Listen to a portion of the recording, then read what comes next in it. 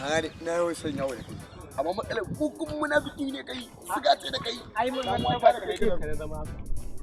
Kana da bunni ma munafiki ne? Ba haka nake ni firin. Ma'anar da nake dan dindin in yabe ka. Ai ka kai ne.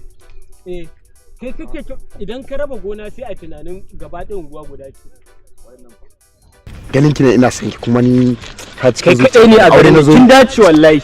Da Allah zo mu je ban san. Ah, kake jin sunan ki ma kadai kan iya sa shi baki kyautar gida. Billahi kanki da sauki da Allah ko zaki iya shawo min kan kawarta ki. Wallahi ina son ta. So da gaskiya so da aure nake son. Ke kanki tukuici sai a baki kujera haji. San aure kake mata. Gaskiya san aure nake mata. Ka aure mana ita kawai ka kai ta cikin gida. A no kanki da mu ne ba ni ina son ta wallahi da gaskiya. Na san zaka iya. Kai dan baki da baki dan shawo min kanta ba. Eh, ki san yacce za a yi tukuicin ki ne tsoka ne. San aure kace.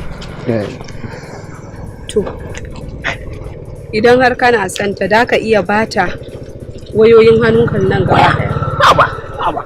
Kaje ta magana. Jiya gonar da ka rabar din nan a ran aka sai da ta haura miliyan 50. Balantana no 300 ba ka siyo wannan mamara cikin ba. Wani kira fice tana so zan iya bata ba matsala. A bata da Allah. Wuyan ne.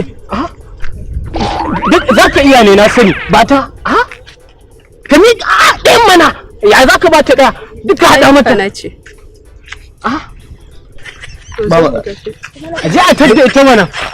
Hai, da je to. Ka tsaya ka zo mu tafi ma. Ki je gashi nan zuwa. Ki je kawai mu je ka cinye wasan.